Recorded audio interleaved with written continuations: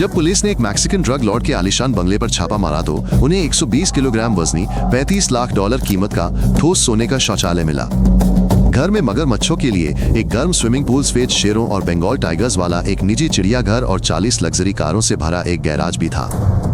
सरगनाओं का खर्च करने का तरीका ऐसा था कि आम अरबपति भी कंगाल लगने लगे। हीरो से जड़ी सोने की पिस्तौलें, 90 मीटर लंबी नौकाएं और चमड़े की इंटीरियर वाले हेलीकॉप्टर। उनमें से एक ने तो अपने महल के बीचों बीच अपनी 250 किलोग्राम की सोने की मूर्ति बनवाई ताकि लोगों को याद रहे कि असली बॉस कौन है। मेक्सिको के सबसे बड़े गिरोह के गिरफ्तार सरगना को 2 मंजिला जेल कोठरी में रखा गया था, जिसमें जकूजी होम थिएटर और उसकी पसंद का खाना बनाने वाला निजी रसोइया था। उसके पास चमड़े के सोफे, ट्रेडमिल, 4 फ्लैट स्क्रीन टीवी और महंगे रेस्तरां से दिन में 3 बार तय समय पर गार्डों द्वारा लाया गया खाना था। कई सरगना जेल से ही अपना धंधा चलाते हैं। उनके पास मोबाइल फोन, इंटरनेट की सुविधा और वेश्याएं होती हैं जिन्हें गार्ड बिना किसी परेशानी या सवाल के पैसे लेकर अंदर आने देते हैं। एक कोठरी में उन्होंने 100 मेहमानों के लिए लाइव संगीत और शराब के साथ एक पार्टी का आयोजन किया और गार्डों ने न केवल इसे रोका नहीं बल्कि मोटी रकम लेकर इसे आयोजित करने में मदद भी की। सबसे बड़े गिरोह 10,000 लड़ाकों की निजी सेना रखते हैं जो 7.62 कैलिबर की स्वचालित राइफल, ग्रेनेड लॉन्चरों और टैंक रोधी मिसाइलों से लैस होते हैं। इन लड़ाकों को गुप्त शिविरों में सैन्य प्रशिक्षण दिया जाता है जहां उन्हें दुश्मनों को मारना, यातना देना और घात लगाना सिखाया जाता है। प्रशिक्षक पूर्व विशेष बल के सैनिक होते हैं। 12 साल की उम्र से ही बच्चों की भर्ती की जाती है। उन्हें प्रति माह $300 का वेतन दिया जाता है, हथियार दिए जाते हैं और प्रतिद्वंद्वियों को मारने के लिए भेजा जाता है क्योंकि बच्चे निडर होते हैं और आदेशों का आसानी से पालन करते हैं। एक 14 वर्षीय लड़के ने पूछताछ के दौरान शांत भाव से स्वीकार किया कि उसने 2 साल के काम में 37 लोगों को मार डाला था और इससे उसे जरा भी डर नहीं लगा क्योंकि मौत हर दिन उसके चारों ओर मंडराती रहती थी। वे यातनाओं और फांसी की घटनाओं के वीडियो बनाते हैं और फिर उन्हें ऑनलाइन पोस्ट कर देते हैं ताकि प्रतिद्वंद्वी और पुलिस देख सकें कि उनके रास्ते में आने वालों का क्या हाल होता है। वीडियो में लोगों को जिंदा जलाते, आरी से सिर काटते और तेजाब में गलाते हुए दिखाया गया है। ये सब धीरे धीरे किया जाता है ताकि पीड़ित यथासंभव लंबे समय तक पीड़ा सह सके। पिछले 15 वर्षों में मेक्सिको में 110,000 लोग लापता हो गए हैं, जिनमें से अधिकांश को ड्रग गिरोहों द्वारा अगवा यातना देकर और मार डाला गया है। शवों को रेगिस्तान में सामूहिक कब्रों में दफना दिया जाता है, सल्फ्यूरिक एसिड से भरे बैरल में गला दिया जाता है या समुद्र में फेंक दिया जाता है, जिससे पुलिस या उनके परिवारों के लिए कोई सबूत नहीं बचता। मेक्सिको के सबसे बड़े संगठनों की वार्षिक आय $30 अरब है, जो बोलीविया, पैराग्वे और उरुग्वे के संयुक्त वार्षिक बजट से भी अधिक है। एक समूह के मुखिया का नाम फोर्ब्स की $1 अरब की कुल संपत्ति वाली सूची में शामिल है और उन्होंने दुनिया की सबसे बड़ी तकनीकी कंपनियों के मालिकों से भी अधिक धन कमाया है। वे कोकीन, हेरोइन, मेथाम्फेटामाइन और मारिजुआना की तस्करी करते हैं और 1 किलोग्राम कोकीन बेचने पर उन्हें $30,000 नकद मिलते हैं। इस धन का निवेश वैध व्यवसायों में किया जाता है। होटल, रेस्तरां, कार वॉश और निर्माण कंपनियां खरीदी जाती हैं ताकि धन को वैध बनाया जा सके और वे सामान्य उद्यमियों की तरह दिखें। कोलंबियाई गिरोह 30 मीटर लंबी असली पनडुब्बियां बना रहे हैं जो सैन्य रडार की पकड़ से बचते हुए एक बार में 8 टन कोकीन की ढुलाई करती हैं। ऐसी एक पनडुब्बी की कीमत $2 मिलियन है, लेकिन एक सफल डिलीवरी से लागत 10 गुना वसूल हो जाती है। इसलिए जंगल के भीतर गुप्त कारखानों में दर्जनों पनडुब्बियां बनाई जा रही हैं। अमेरिकी सीमा के नीचे 150 से अधिक सुरंगें खोदी गई हैं, जिनमें से कुछ में असली कोयला खदानों की तरह रेल, इलेक्ट्रिक, ट्रॉलियन, वेंटिलेशन और प्रकाश व्यवस्था है। सुरंगों का पता चलने पर वे गुलेल का उपयोग करके बाढ़ के ऊपर से कोकीन के गट्ठे फेंकते हैं और रात में 200 मीटर की ऊंचाई पर उड़ने वाले ड्रोन का उपयोग करके माल को बिल्कुल सही जगहों पर गिराते हैं।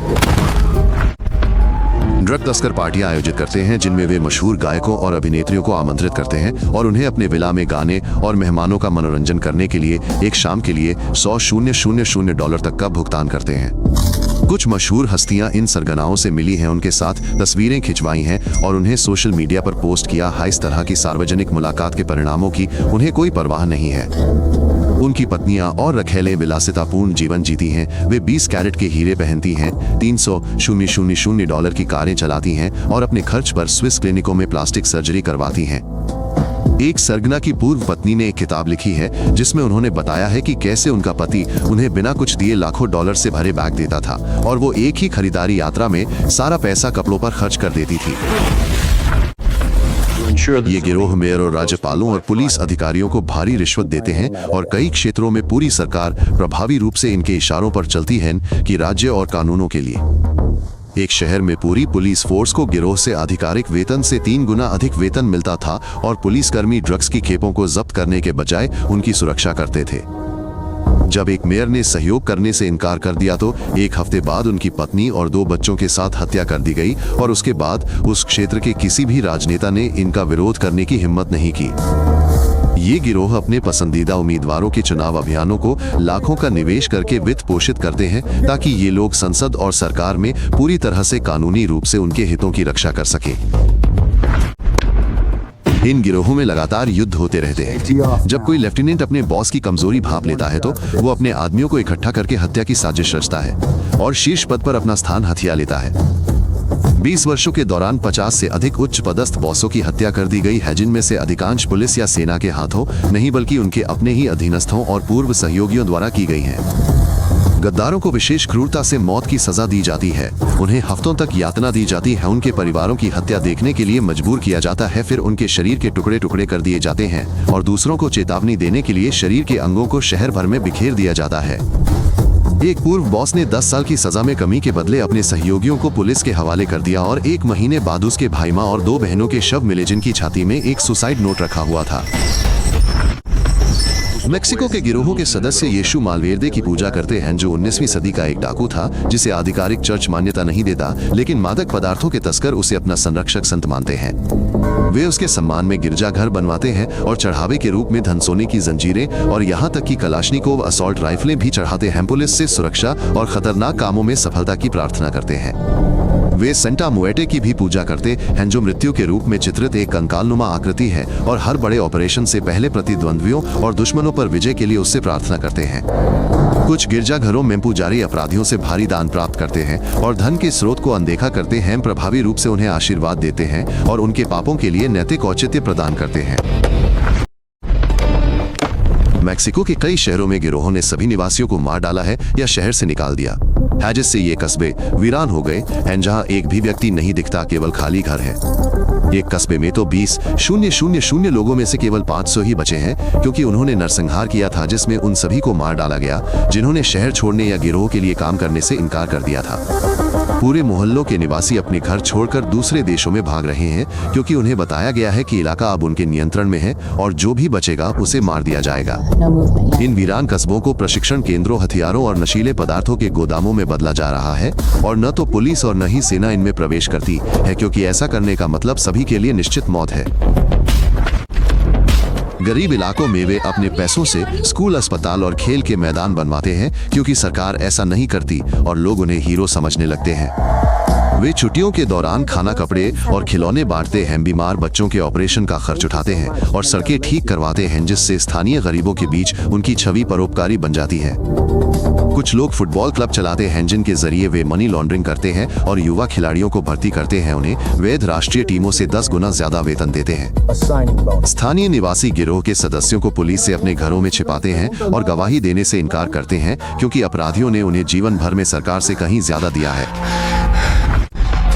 कई बड़े गिरोहों का नेतृत्व महिलाएं करती हैं, जो क्रूरता में अपने पुरुषों को भी टक्कर देती हैं। एक महिला ने व्यक्तिगत रूप से यातनाओं और हत्याओं में भाग लिया, बलपूर्वक अपनी शक्ति का प्रदर्शन किया।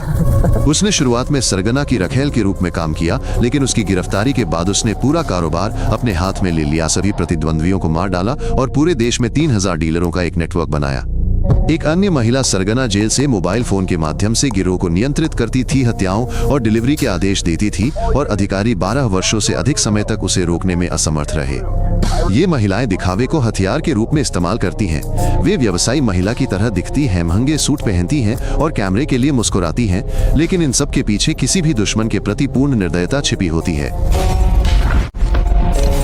युवा सदस्य बंदूक और डॉलर के गट्ठों और आलीशान कारों के साथ तस्वीरें पोस्ट करते हैं, अपनी जीवन शैली का बखान करते हैं और गरीब इलाकों से नए सदस्यों को आकर्षित करते हैं। वे नाइट क्लबों में हजारों खर्च करते हुए किलोग्राम के बराबर सोने की चेन पहने हुए और ग्रामीण इलाकों में एक औसत परिवार के घर से भी महंगी कारें चलाते हुए वीडियो बनाते हैं। पुलिस इन पोस्टों का इस्तेमाल करती है। वे तस्वीरों का उपयोग अपराधियों का पता लगाने, चेहरों की पहचान करने और सबूत जुटाने के लिए करती है, जिससे हर महीने दर्जनों अपराधियों को गिरफ्तार करने में मदद मिलती है। लेकिन ये गिरोह इंटरनेट का इस्तेमाल डराने धमकाने के लिए भी करते हैं। वे हत्याओं के वीडियो पोस्ट करते हैं, निजी संदेशों में प्रतिद्वंद्वियों को धमकी देते हैं और आलोचकों की निगरानी करके उन्हें पहचान कर दंडित करते हैं।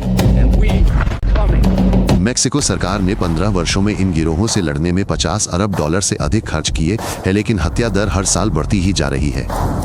सेना ने दर्जनों नेताओं को मार गिराया है और गिरफ्तार किया है, लेकिन हर एक की मौत पर 2 और नेता उभर आते हैं, जिससे इलाके पर कब्जे के लिए लड़ाई शुरू हो जाती है और हिंसा और बढ़ जाती है।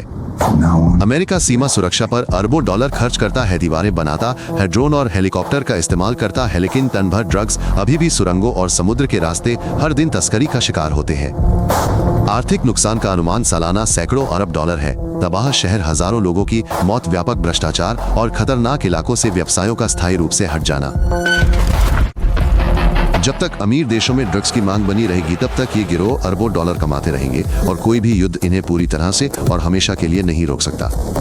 हर साल ये और भी ताकतवर होते जा रहे हैं, ज्यादा शक्तिशाली हथियार खरीद रहे हैं, ज्यादा लड़ाकों को भर्ती कर रहे हैं और उन नए देशों में अपना विस्तार कर रहे हैं जहां पुलिस कमजोर है और भ्रष्टाचार ज्यादा है। विशेषज्ञों का कहना है कि जीतने का एकमात्र तरीका ड्रग्स को वैध बनाना और मुनाफा जब्त करना है, लेकिन सरकारें मतदाताओं के राजनीतिक दबाव के कारण ऐसा कदम उठाने को तैयार नहीं है। जब आप ये एपिसोड सुन रहे थे, तब तक उन्होंने कई मिलियन डॉलर और कमा लिए हैं, कई लोगों को मार डाला है और सीमा पार ड्रग्स की एक और खेप भेज दी है और कल फिर यही सब होगा। अगर आपको ये दिलचस्प लगा तो सब्सक्राइब करें ताकि आप नए एपिसोड मिस ना करें। हम हर बात को संक्षिप्त और सटीक रखते हैं।